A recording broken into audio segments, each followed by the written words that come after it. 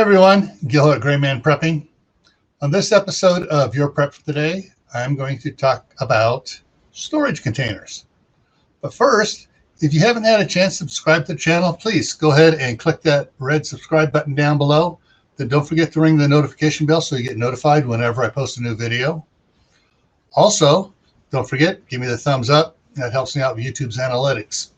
If you have friends, neighbors, co-workers, relatives that might be interested in any of these videos, go ahead and click that share button, share it out on social media so they have a chance to get prepared themselves and so they don't come after your supplies. Alrighty, so storage containers. Well, there are a myriad of storage containers, but the important thing to remember about storage containers, get the ones that work best for you. One of my favorite ones is the ones you can get at either Home Depot, Lowe's, Sam's Club, Costco, those big 27-gallon black ones with the yellow lids or the red lids. Yeah, I really love those. They stack easy. You can put a lot of stuff into them. And they also make smaller ones for the real, when you have real heavy stuff, so you can put a couple small ones together and just stack them up as well. There are also other things to consider for storage containers. Baggies, Ziploc baggies, you know. And they come in all sorts of sizes. We use a lot of the little snack size, the sandwich size, the quart, the gallon. There's even half-gallon and 2-gallon Ziploc bags as well. And what else is there? There are the food saver bags for the machines where you put the stuff in and it vacuums all the air out. These are all storage containers. One of the storage containers my mom used to use, she got hold of a couple of cardboard barrels.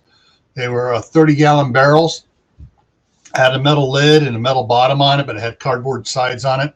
She had a couple of those, and after the 1971 Silmar earthquake in Southern California, when there was a shortage of toilet paper, afterwards she started, buying extra toilet paper on sale whenever she went, and she filled both those barrels full of toilet paper, so that the next time there was an emergency like that and there was run on toilet paper, we had plenty. The good heavy-duty plastic containers and even the steel drums that have the full removable lid are great for keeping mice and rats out of your stuff, especially if you're storing food items that are in cardboard boxes like mashed potatoes, rice-a-roni, hamburger helper, those type of things. You can put those into those heavy-duty plastic or metal barrels, and that'll keep the rodents from getting to your food supply. Before I take off, I want to remind everybody, check out the video, end of the video here. I got a little clip there with some recommended videos you may want to look at.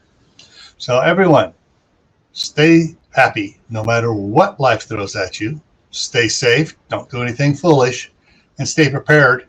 And I'll see you in the next video. Take care.